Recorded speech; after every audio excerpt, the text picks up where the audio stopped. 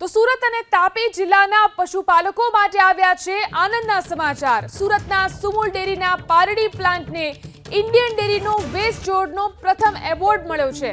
17મી ઓગસ્ટે નાગપુર ખાતે કેન્દ્રીય મંત્રી નીતિન ગડકરીના હસ્તે સુમુલના ચેરમેન માનસિંહ પટેલને આ એવોર્ડ એનાયત કરાશે। સુમુલ ડેરીમાં 2.5 લાખ પશુપાલકો દૂધ ઉત્પાદન થકી દરરોજ 12 કરોડ રૂપિયાની રોજગારી મેળવે છે। તો 17મી ઓગસ્ટે નાગપુર ખાતે સુમુલ ડેરીને એવોર્ડ એનાયત કરવામાં આવશે। મંત્રી નીતિન ગડકરીના હસ્તે આ એવોર્ડ એનાયત કરાશે।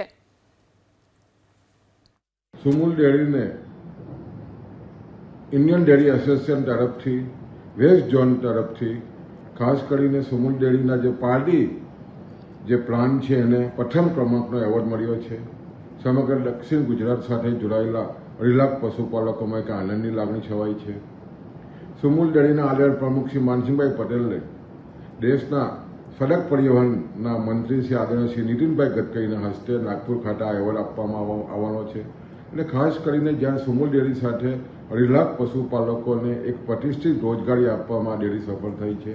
દરરોજનું 20 લાખથી વધારે દૂધ અને દરરોજ લગભગ 12 કરોડની આમદની આ પશુપાલકોને સુમુલ દ્વારા મળી રહી છે। તમામ પશુપાલકોમાં એક ખૂબ જ આનંદની લાગણી છે। અને ખાસ કરીને નવી પાડીનો જે પ્લાન્ટ છે ત્યાં 1 લાખ લીટરનો આઈસ્ક્રીમ પ્લાન્ટ અને 4 લાખ લીટરના પાવડર અને બટર પ્લાન્ટના જે વિશેષ કરીને સારી કામગીરીનો આ એવોર્ડ મળ્યો છે।